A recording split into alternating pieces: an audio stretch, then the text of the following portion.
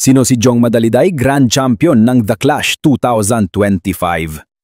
7 taon matapos ang kanyang unang heartbreak sa mundo ng musika, ipinakita ni Jong Madaliday na laging may pabor ang tadhana sa mga handang bumangon muli.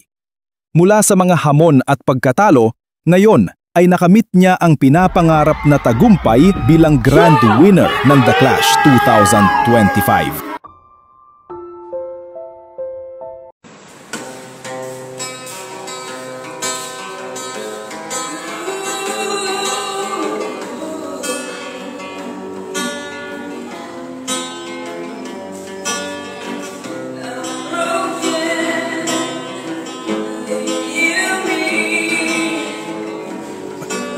Alamin at kilalanin natin ang buhay, talentom at inspiring journey ni Jong. Isang kwento ng determinasyon, pangarap at walang kapantay na pagsusumikap. Kahit noon bata pa man si Jong Madaliday, ay napakagaling na niya kumanta si Jong Madaliday mula sa kanyang kabataan.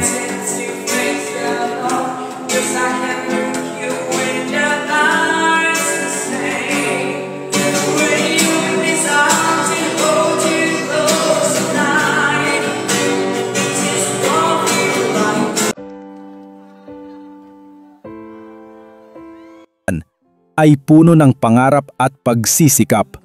Noon, siya ay nag-aaral sa ilalim ng puno ng alon ng pag-asa.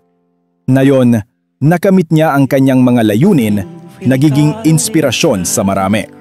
Ang kanyang kwento ay patunay na sa kabila ng mga pagsubok, may puwang para sa pagbabago. Patuloy siyang nagtuturo at nagbibigay ng pag-asa sa mga bagong henerasyon.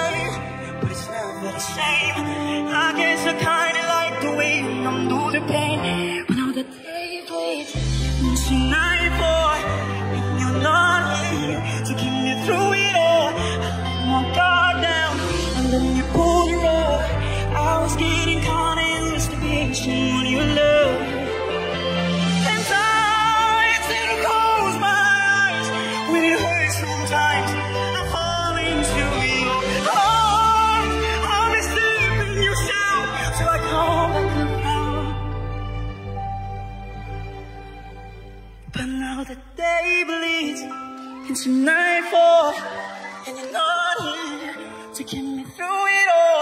I let my guard down, and then you pulled the rug.